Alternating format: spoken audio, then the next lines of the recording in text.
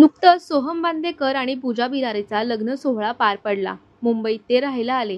त्यानंतर त्यांनी त्यांचं कामही सुरू केलं. पण आता ते दोघे वेगळे राहत आहेत अशी चर्चा सुरू आहे. लग्नानंतर सोहम आणि पूजा वेगळे राहत आहेत. सोहम पूजाच्या लग्नापूर्वी सुचित्रा यांनी एका मुलाखतीमध्ये सांगितलेलं की त्यांना सोहमला लग्नानंतर वेगळं राहून छान सुखानं संसार करायला सांगितलाय.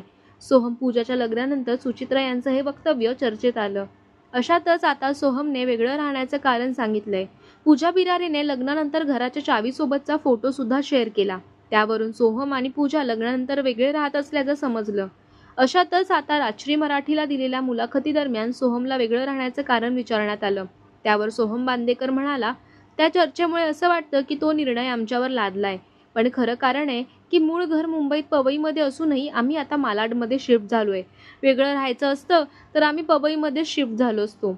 आम्ही आधीपासूनच ठरवले की पूजाचं काम आणि माझं काम जिथून जवळ पडेल तिथे राहणं. भाड्याने घर घ्यायचं असल्यामुळे आम्ही 1-2 महिने आधीपासूनच घर बघत होतो. भाडं सामानाचंही बघत होतो. बाकी इतर गोष्टी मी बघतो, असं सोहमने पुढे सांगितलं. मंडळी, तुम्हाला या बाबतीत काय वाटतं आम्हाला कमेंटमध्ये नक्की सांगा.